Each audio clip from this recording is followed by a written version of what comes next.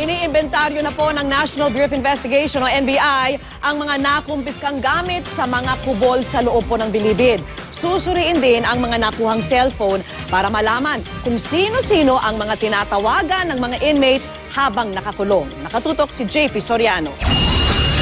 Bukod sa mga mamahaling appliances, musical instruments, relos, sex toys at pera, pinoproseso na rin ng NBI ang iba pang gamit na nakuha sa 19 na convicts gaya ng mga ATM, smartphones, SIM cards at inventory receipts.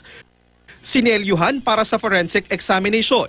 Layunin nilang makita kung sino-sino ang mga tinatawagan ng inmates habang nakakulong. Ayon sa ilang opisyal ng NBI, natunugan pa rin ang pagpunta nila kasama si DOJ Secretary de Lima sa bilibid. Kaunti lang daw kasi kaysa sa inaasahan ang nakumpiskang cellphones at droga. Ang kubol nga raw ni Buratong na tinaguri ang Shabu Tiangge sa Pasig at iba pang convicted drug lords, malinis na ng abutan nila. Maliban na lang sa ilang improvised na kutsilyo, screwdrivers, gunting na nakuha. Maliit din daw ang halos 2 milyong pisong cash na na-recover.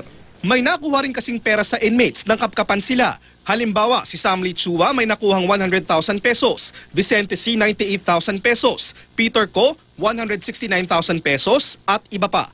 Hindi pa nabubuksan ng vault na nakuha sa kubol ni Herbert Colanco. Ilang logbooks, notebooks din ang hindi pa rin nasusuri. Pero sa inisyal daw na pagsilip ng ilang taga-NBI, may mga nakasulat na Chinese characters at pangalan ng ilang tao at presyo o amount ng pera.